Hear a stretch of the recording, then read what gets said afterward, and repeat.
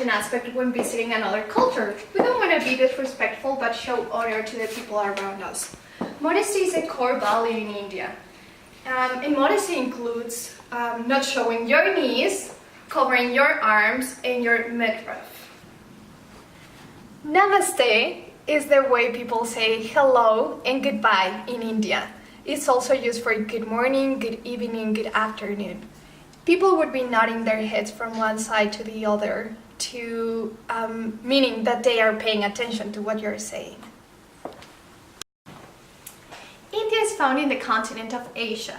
Its borders are with Pakistan, China, Nepal, Myanmar, and Bangladesh. The climate varies from snow mountains to very dry deserts. There are three main ethnic groups that make up the country of India. The first group are the Indo-Aryans, which make up about 72% of the population of India. They reside mainly in the north and central part of India, right here. The people groups that are included are the Bengali, Hindi, and Kashmiri people. The second group are the Dravidians, which make up about 25% of India's population. Although they originated in the north, they were driven south by the Indo-Aryans and are now located here. The people groups included are the Tulu, Telugu, and Tamil peoples. The third, final, and smallest group of the three are the Mongoloids, which reside mainly in the northeastern part of India here. They make up roughly 3% of the population. The political history of India is very complex. India was ruled by many foreign empires, including the Aryans, the Mongols, the Muslims, and the British. In 1947, the British left India and India declared their independence on August 15th. This allowed for what is called the partition to take place, where both Pakistan and India declared their independence and resulted in 2 million people dying. Suddenly, Muslims and Hindus found themselves in Hindu and Muslim countries and had to swap. This caused genocide, so that tons of people were killed. Currently, politically, things are still a mess. In India now, there's still borders that are disputed and a lot of unrest. There's current battles between India and Pakistan, and there's no idea what's going to happen in the future. Currently, Modi is the Prime Minister of India. In India, the way that they elect a Prime Minister is actually electing a political party. There are many political parties in India, including the Congress Party and the BJP Party. Within the BJP Party, there is such a thing called the Hindutva group, which is an extremely nationalistic group. The Hindus are all about their country and are willing to commit violence in order to bring about India flourishing. Hello, my name is Amy Carmichael, and I'm a missionary here in India. Originally, I wanted to go to Japan and become a missionary, but since my health has definitely declined in the past years, that didn't work out. And so I instead came to India to kind of recover, but the Lord obviously had different plans. When I came to India, I noticed that there was a huge need amongst the children here. A lot of the girls, especially a lot of young girls, were stuck in these Hindu temples as prostitutes. And I thought to myself, how am I going to get these girls out of there, especially as a white woman? A woman who has no background in India at all.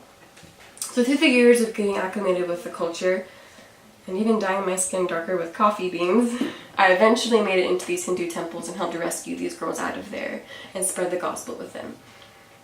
Missionaries in the area, especially Indian missionaries, native missionaries, noticed the work that I was doing and started to help me and fundraise. Building hospitals, which were most needed for these girls who were abused in these Hindu temples, and schools so these girls could be educated. And even now this ministry is still alive and present today in India. And the Lord has been gracious in allowing me to pave the way to finishing the work that I have started. Oh, hello. I am a famous Indian economist. So famous, in fact, that I don't think I need to tell you my name. And I am here to tell you that the Indian economy is not great right now. But what with all the corruption and the onerous bureaucracy, currently installed, but it is quickly improving, making great strides.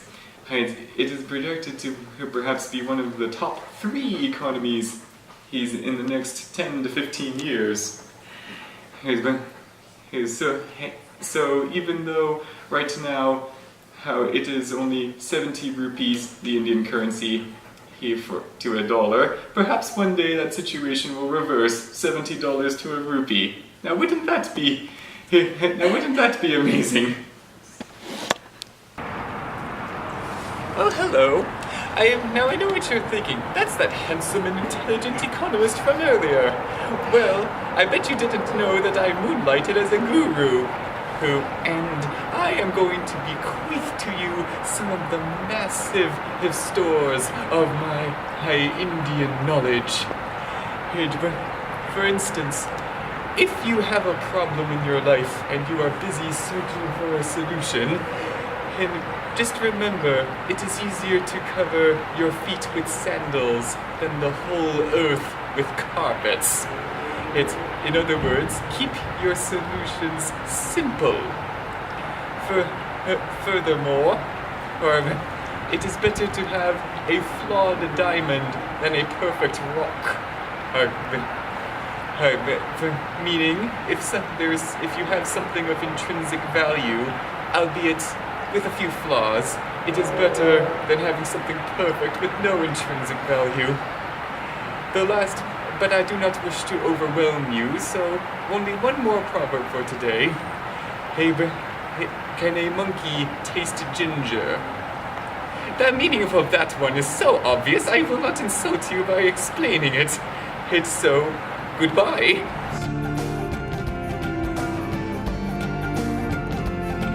क्या हालचाल है? मेरा नाम अलिया है.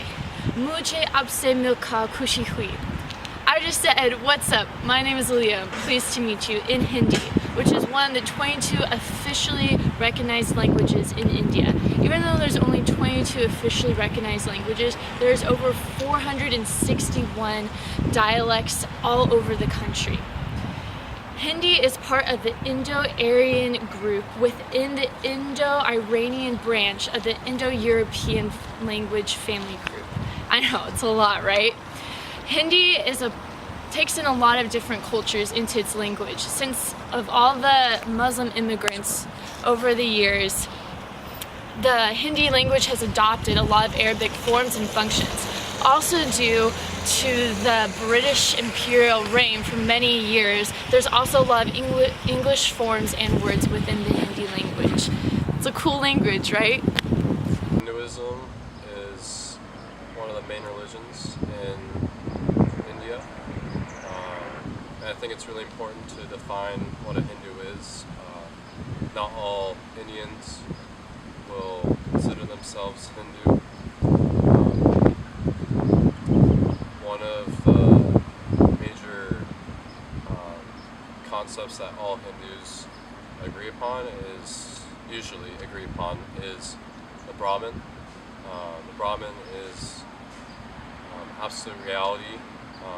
It could also be used as a term for transcendence.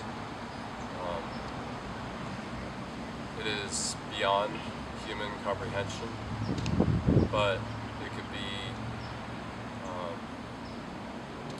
you can know the Brahman by knowing the gods or the goddesses through the world. It's kind of a confusing concept.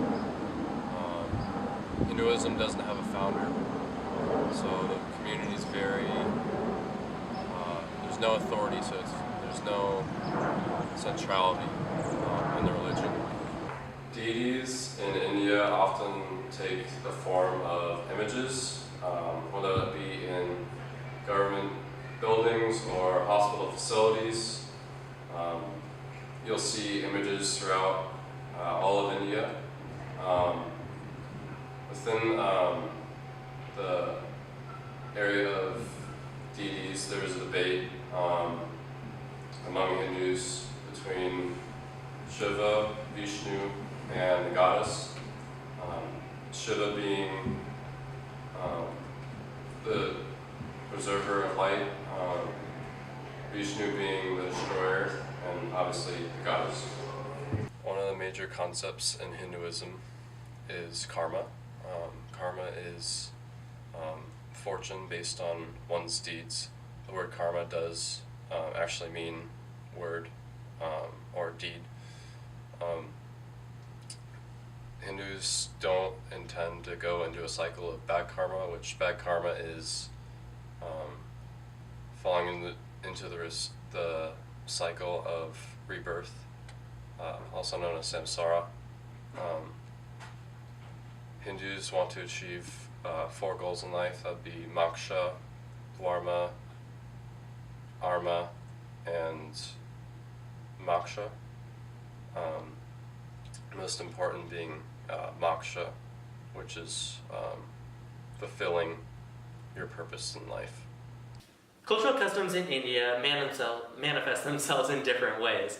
One of them being body parts can be considered unclean, especially the bottom of your foot, not good.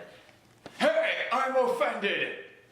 The next step here is to beg for forgiveness, as it is seen unclean and you don't want to ever step or gesture the bottom of your feet towards it because it's gross. The other body part is your left hand. You do not ever shake or eat with your left hand due to sanitary reasons. Another custom of India is the idea around the holy cow. Now, the cows are seen as the mother of the country, so there's no eating beef while in India, ever.